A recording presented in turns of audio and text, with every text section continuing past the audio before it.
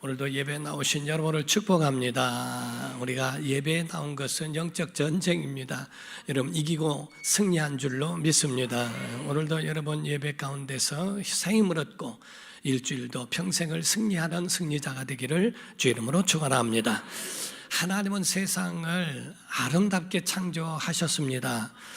만물이 노래하고 찬송하며 그리고 또 하나님의 운행하심 속에서 존재하는 것이 만물입니다. 이러므로 하나님은 전능하시며 좋으신 분이십니다.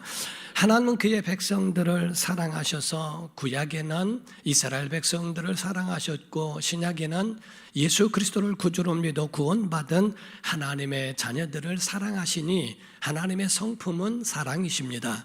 요한일서 4장 8절을 봅니다. 시작. 사랑하지 아니하는 자는 하나님을 알지 못하나니 이는 하나님의 사랑이심이라. 아멘. 하나님은 사랑이시라라는 말씀을 이와 같이 행하고 계시고 또 기록하고 있습니다.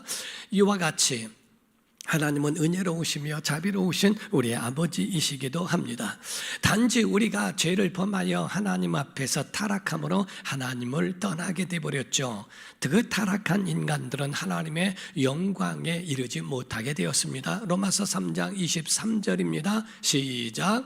모든 사람이 죄를 범하였음에 하나님의 영광에 이르지 못하더니 그러므로써 하나님의 영광에 이르지 못하는 인간들 때문에 하나님께서는 이스라엘 백성을 택하셨고 그들로 말미암아 보존하게 하시다가 마침내 예수 그리스도로 말미암아 구원을 완성하게 하셨다 하는 겁니다. 그러므로 여러분과 저는 예수 그리스도를 구주로 영접하여 믿으면 구원을 받습니다. 그리고 영생이 확정된 줄로 믿습니다.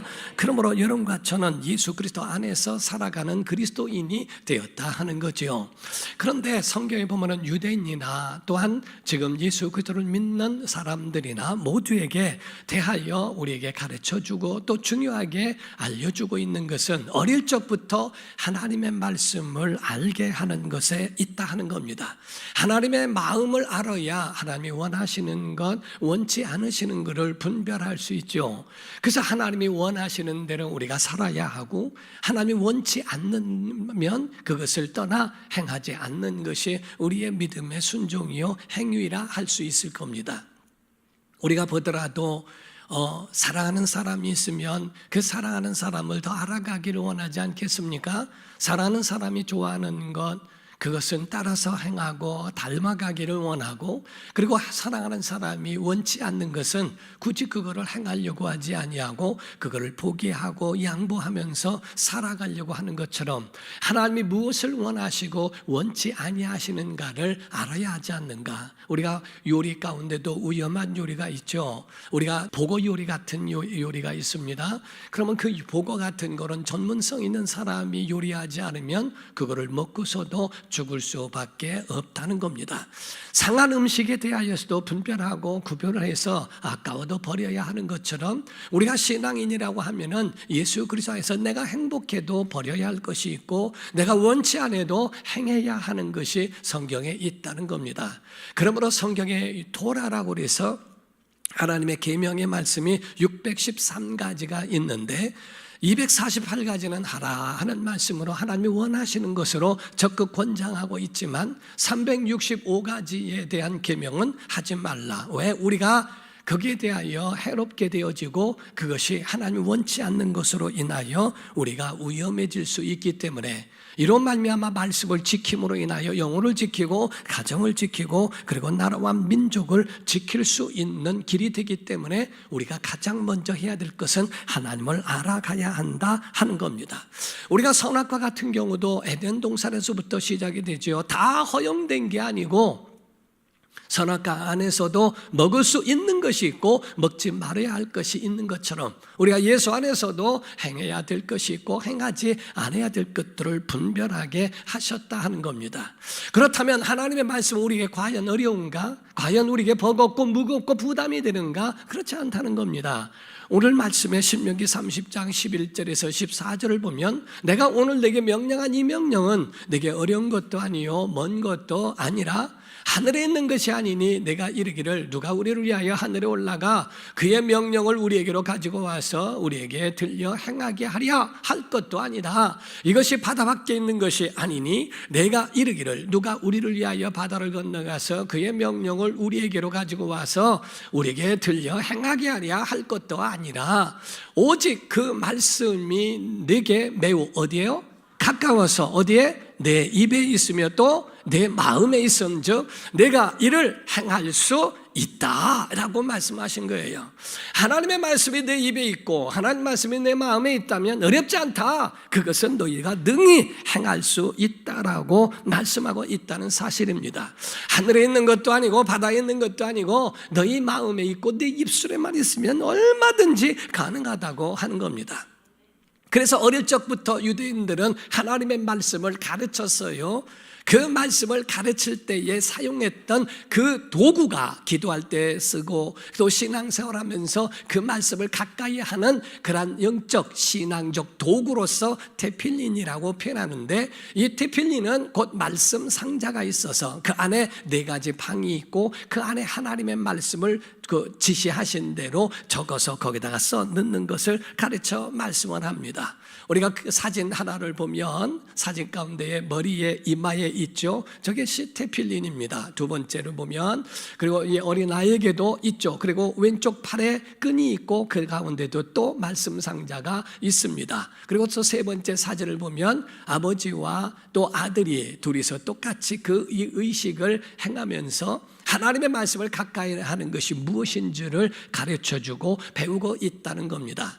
저 끈은 왼팔을 돌려서 그래서 살에 직접적으로 닿게 하고 심장과 가까워지는 하나님의 말씀을 마음에 둔다는 것과 하나님의 말씀을 입에 둔다고 하는 이마에다가 그 말씀 상자를 놓은 것을 가르쳐 말씀합니다. 로시테필린이라고 하는 것은 이마에 둔 것이고 야드테필린이라는 것은 그런 팔목에 매여서 그거를 사용하게 하면서 하나님을 기억하고 그 말씀을 되뇌이면서 그 말씀을 암송하며 살아가게 하는 것을 가르쳐 말씀합니다. 그러므로서 유대인들이나 교역자들이나 이 모두가 다 하는 일이 뭡니까? 목회는 하나님의 말씀을 가까이 하게 해야 하고 그 말씀이 마음과 입술에 있도록 만들어 주는 것을 가르쳐 말씀합니다. 육신적으로 어린아이나 영적으로 어린아이나 모두에게 해당되는 말씀이라고 봐야 된다 하는 거죠. 교육이 잘못되어지면 잘못된 길로 갑니다. 그러므로 하나님의 말씀에 맞는 그 길을 선택하게 해줘야 하고 그 길로 갈 수 있도록 하는 것이 바로 교회요 목회의 사역이라고 볼 수 있는 거예요. 만약에 이걸 모른다면 이스라엘 백성이 아닌 것처럼 하나님의 사람들이 이것을 모른다면 하나님의 사람이라고 볼 수도 없다고 하는 겁니다. 그 말씀 상자 안에는 4가지 방이 있어서 그래서 그 안에 하나님의 말씀을 기록하고 있는 그러한 그 핵심들이 있다 하는 겁니다. 첫 번째 방입니다. 첫 번째 방은 거룩입니다. 자, 따라 하십시오. 거룩. 크게 하세요. 뭐예요? 거룩. 거룩이라고 하는 겁니다.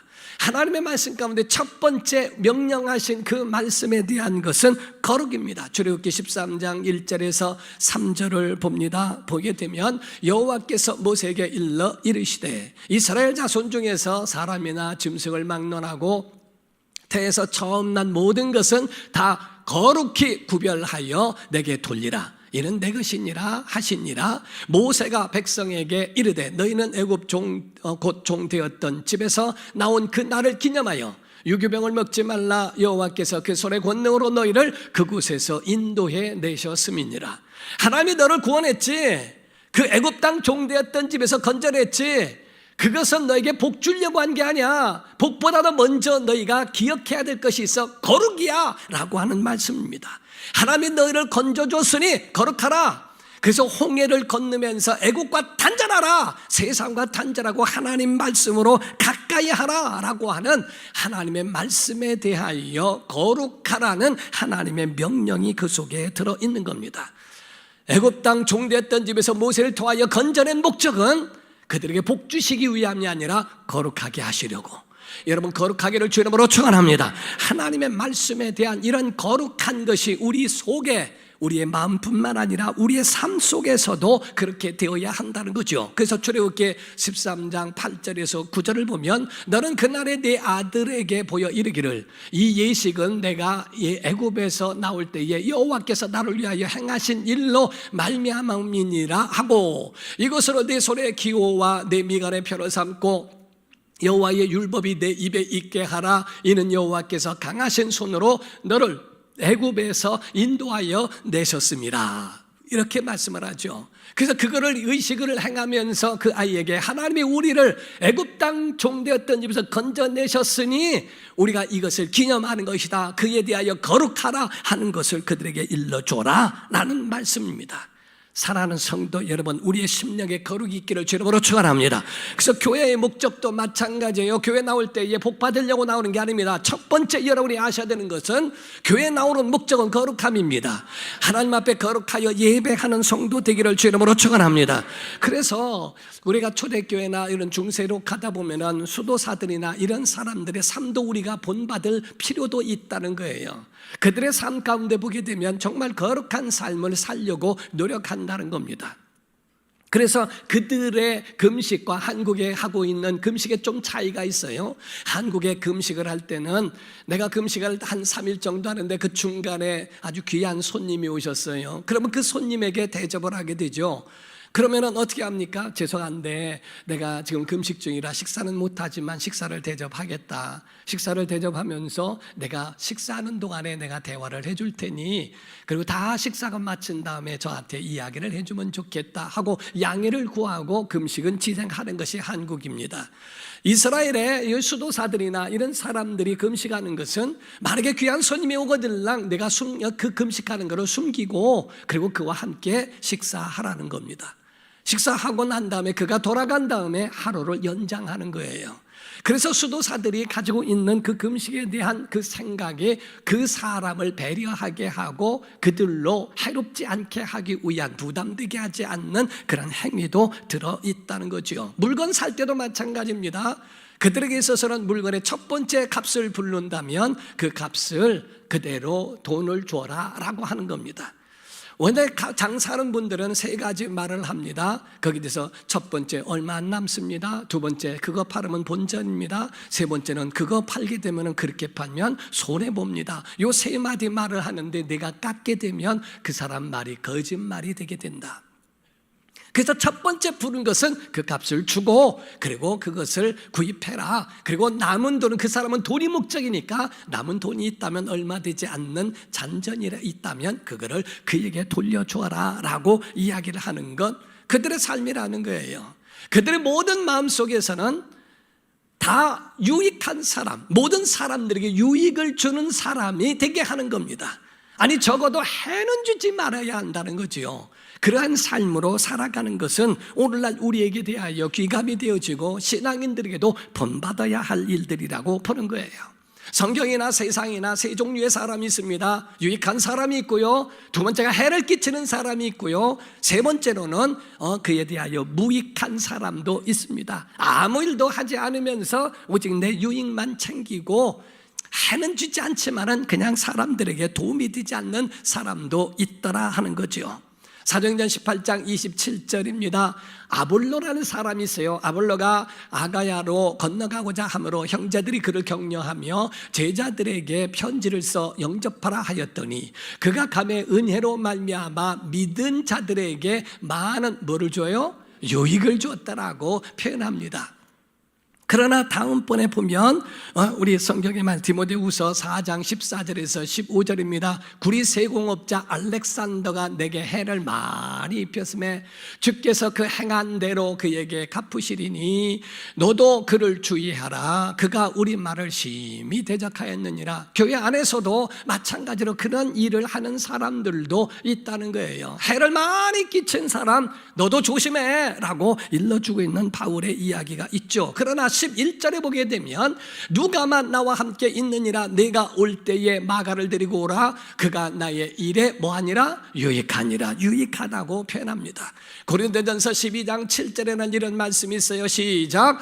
각 사람에게 성령을 나타내심은 유익하게 하려 하심이라. 하나님이 우리에게 주신 것 유익한 줄 믿습니다. 성령도 주셨습니다. 능력도 주셨습니다. 은사도 주셨습니다. 이건 우리 영적인 손해가 아니라 영적으로 유익함을 주려고 우리에게 이와 같이 주셨다고 성경은 말씀합니다.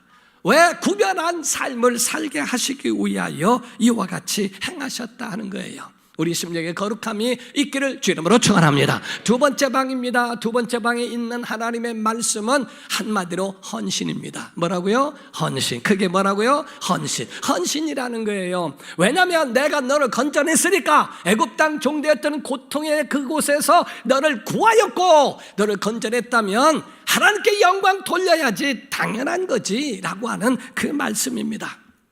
출애굽기 13장 11절 12절입니다.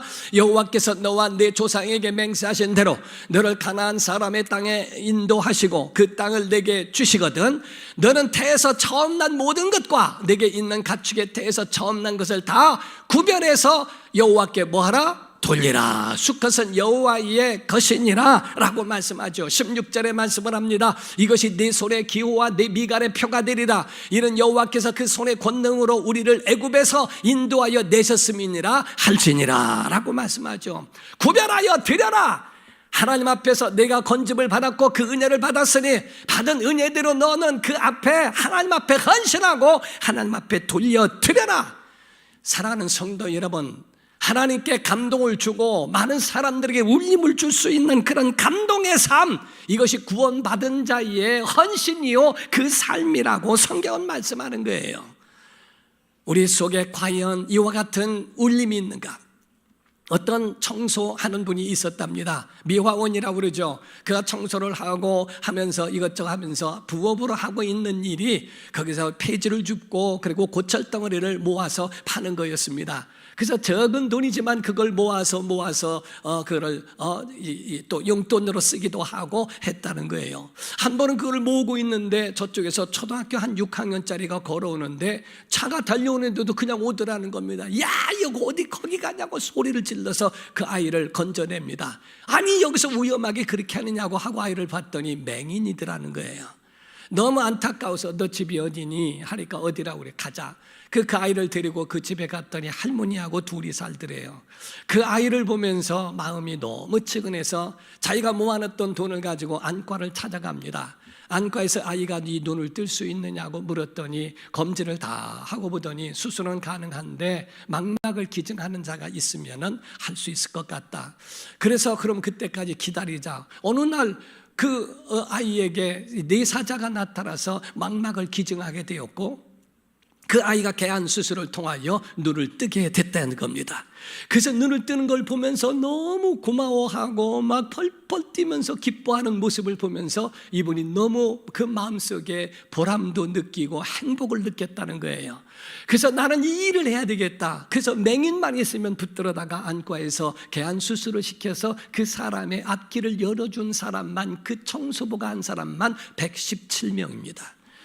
117명의 사람들을 그렇게 하면서 하나님, 나는 하나님의 일을 해야 할 일이 이것인 줄을 알았다고, 내가 돈을 모아야 하고 내가 이 일을 해야 될 이 목적이 무엇인지를 알았다라고 이야기한다는 겁니다.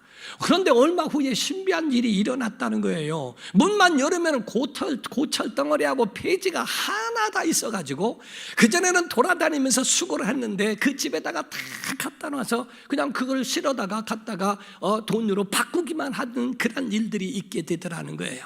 자기는 죽는 날까지 이렇게 개안 수술을 통하여 사람들을 건져내는 그 일을 하겠다라고 하는, 많은 사람들에게 울림을 줄 수 있는 그러한 삶, 이것이 바로 거룩한 자의 헌신이라고 표현하는 겁니다. 세 번째 방입니다. 세 번째 방은 전수입니다. 자, 뭐라고요? 전수. 뭐라고요? 전수. 하나님의 말씀을 자녀들에게 전하는 것, 이것을 가르쳐 하나님의 말씀을 전하는 세 번째 방의 표현이라고 하는 거예요. 신명기 6장 4절에서 9절입니다. 이스라엘아 들으라. 우리 하나님 여호와는 오직 유일한 여호와이시니 너는 마음을 다하고 뜻을 다하고 힘을 다하여 내 하나님 여호와를 사랑하라. 오늘 내가 내게 명하는 이 말씀을 너는 마음에 새기고 내 자녀에게 부지런히 가르치며 집에 앉았을 때이든지 길을 갈 때라도 누워있을 때라도 일어날 때라도 이 말씀을 강론해라. 너는 또 그것을 내 손목에 매어 기호를 삼으며 내 미간에 붙여 표로 삼아라.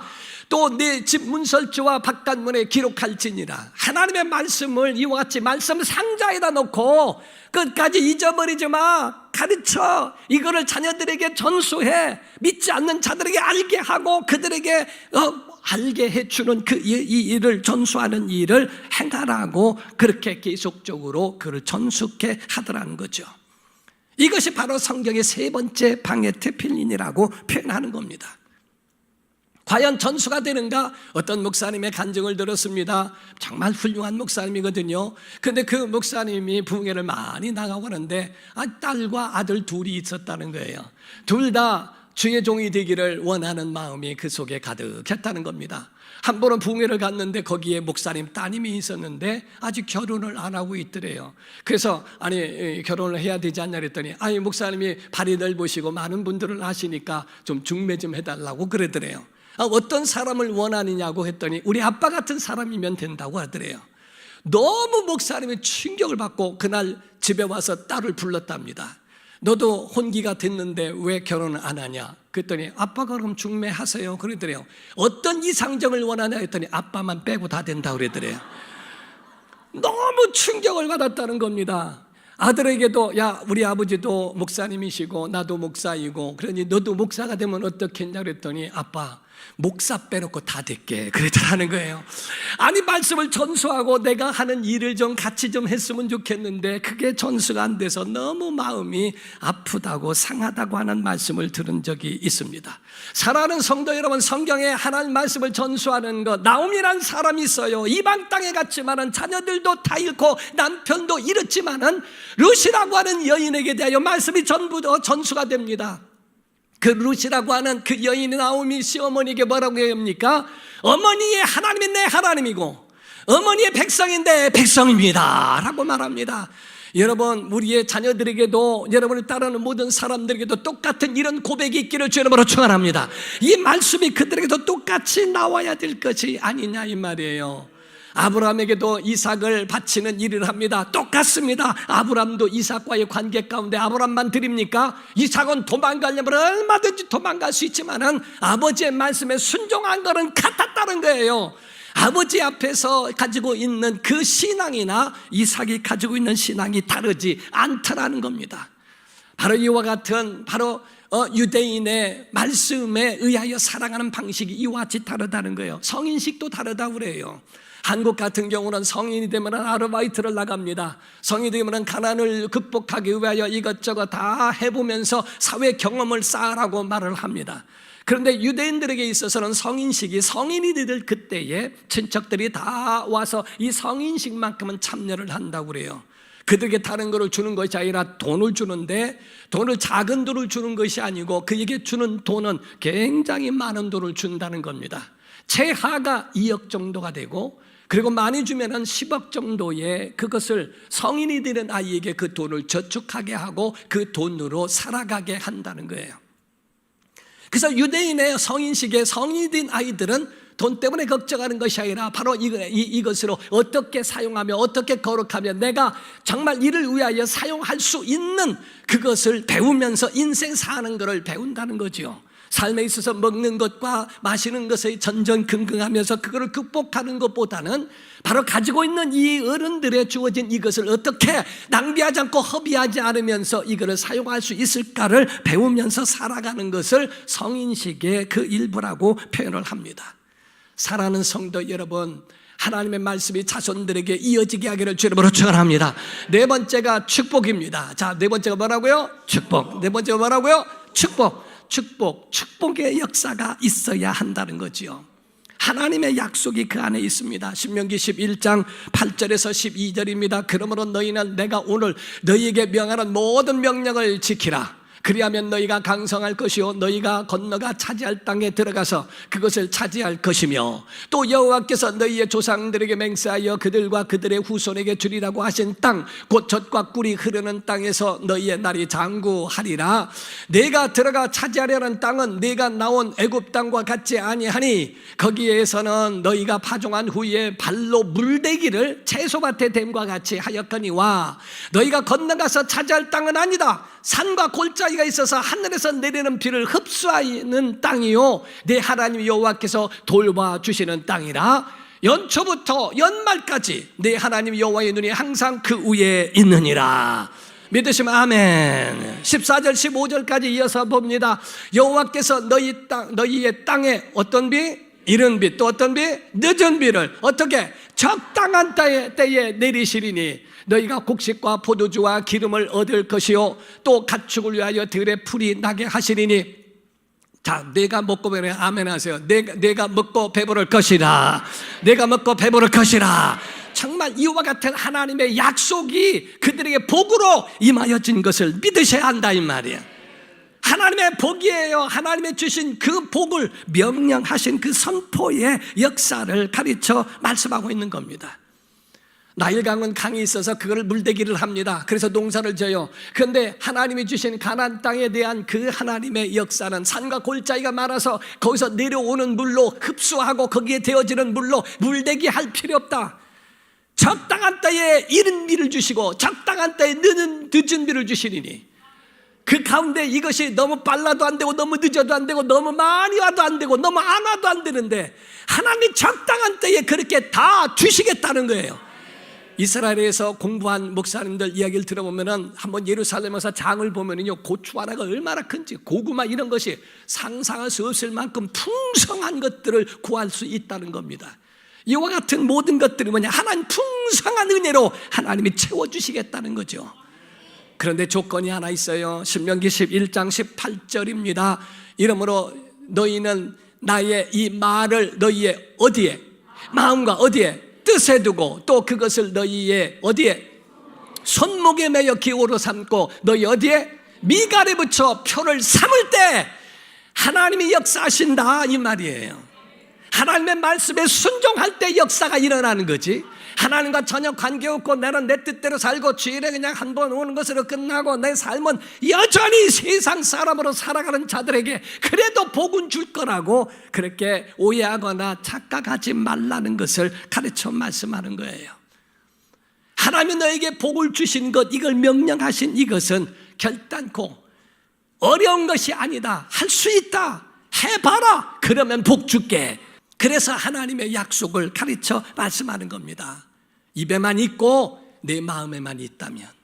육군사관학교에 가면은 강제구 소령이라고 하는 강제구 소령의 동상이 있다는 겁니다.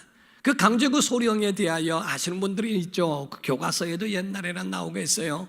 수류탄을 쫓아오고 교육을 하는데 교육할 때 수류탄에 피를 뽑습니다. 그리고 피를 뽑고 그거를 던지는데 핀을 뽑아서도 붙들고 있으면 1시간이건 2시간이건 터지지 않습니다. 그런데 그거를 던지게 되면 그러면 놓게 되면 터지게 됩니다. 그런데 그거를 훈련하고 있는데 어느 한 졸병이 핀을 뽑고 난 다음에 수류탄을 놓쳐버렸어요.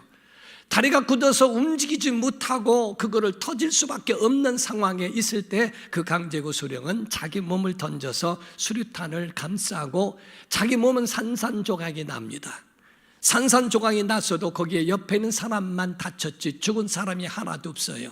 살신성인으로 자기 자신을 몸을 던졌던 그 강제의 순간적인 그것이 많은 사람을 그 가운데서 죽지 않고 많은 사람을 다치지 않게 건져주는 일을 했다는 거죠. 사랑하는 성도 여러분, 이 강제구 소령의 나중에 장례를 마친 다음에 일기장을 보게 됐는데 일기장을 보니까 일기장 가운데 성경을 기록하고 있더래요. 하나님의 말씀을 그 속에 마음에 두고 하나님의 말씀을 입술에 둔 사람은 행동이 된다는 겁니다. 할 수 있다는 겁니다. 그 말씀이 그 속에 항상 있는 사람, 성경 구절을 쓴 거 보니까 하늘의 밀알이 땅에 떨어져 썩지 않으면 그대로 있고 썩으면 많은 열매를 맺으리라. 그 말씀을 생각할 생각이 없고 그 말씀이 바로 실행이 되고 움직여지는 것을 가르쳐 보고 있더라 하는 겁니다. 사랑하는 성도 여러분, 유대인들에는 천사 비밀절이 있다는 걸 아십니까? 천사들의 비밀, 천사 비밀절이라고. 시편 103편 19절과 20절입니다. 19절을 제가 읽으면 20절을 같이 읽도록 하겠습니다. 여호와께서 그의 보좌를 하늘에 세우시고 그의 왕권으로 만유를 다스리시는도다. 능력이 있어 여호와의 말씀을 행하며 그의 말씀의 소리를 듣는 여호와의 천사들이여 여호와를 송축하라. 이 말씀을 그대로 두세요. 능력이 있어 여호와의 말씀을 뭐하며? 자, 듣는 게 아니에요. 말씀을 행하며 그의 말씀의 소리를 뭐예요? 듣는 여호와의 천사들이여 여호와를 송축하라. 유대인들의 믿음의 말씀의 비밀은 다른 게 아닙니다. 말씀의 비밀은 먼저 행하는 거라는 거예요. 하나님 말씀 듣고 이게 긴가 민가 한번 해보세요. 이해가 되면 하고 안 되면 말고. 천사들의 움직임과 순종은요 말씀의 행동입니다. 움직이는 거예요. 그들이 가지고 있는 말씀에 행동하는 겁니다. 아브라함에게 내 아들 독자를 가서 모리아 땅에 내 지시한 산으로 가서 바쳐라 라고 말씀을 합니다. 그 말씀을 듣고 행동하는 겁니다. 그냥 가는 거죠. 그에 대하여 가만히 있어 보세요. 지금 내 아들을 바치라는 얘기입니까? 지금 말이 되는 얘기입니까? 난 행동해. 그거 말도 안 되는 얘기 하지 마십시오. 이런 자들은 쓰지 않아요. 하나님 제외시킨다 이 말이에요.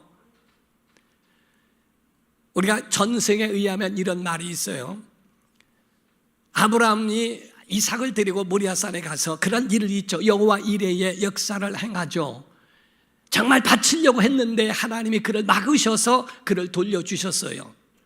그리고 돌아옵니다.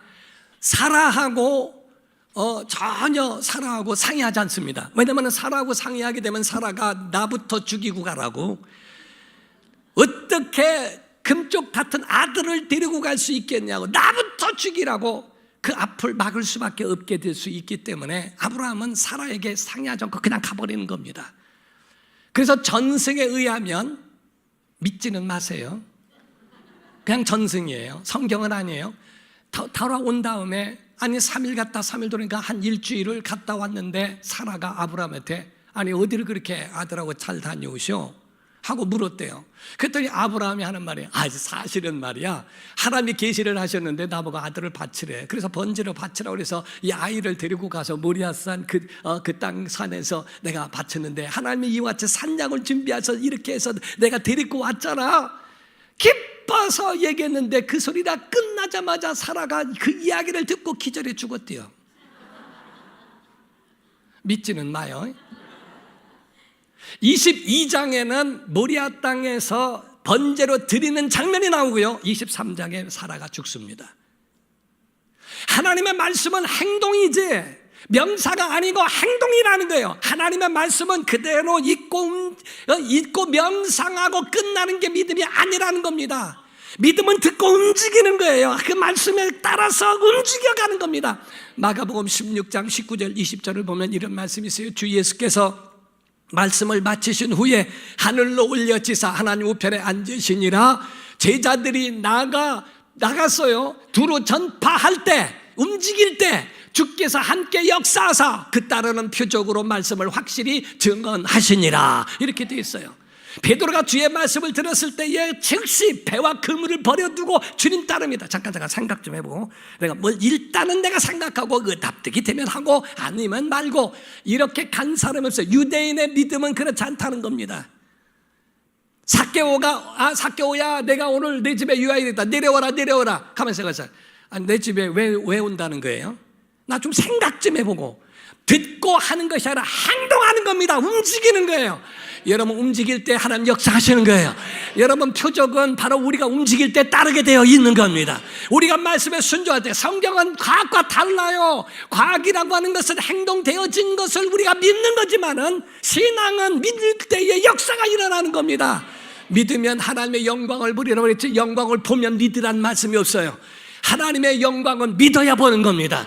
그 말씀이 우리 가운데 믿고 행동하라는 거예요. 자, 나병 환자에게도 가라 내 몸을 제사장에게 보여라. 라고 말씀할 때 행동할 때 나음을 입는 겁니다. 나아만이라고 하는 나병 환자도 마찬가지로 요단강에 가서 순종할 때 역사가 일어나죠. 믿음은 명사가 아니라 동사인 걸 믿으셔야 돼요.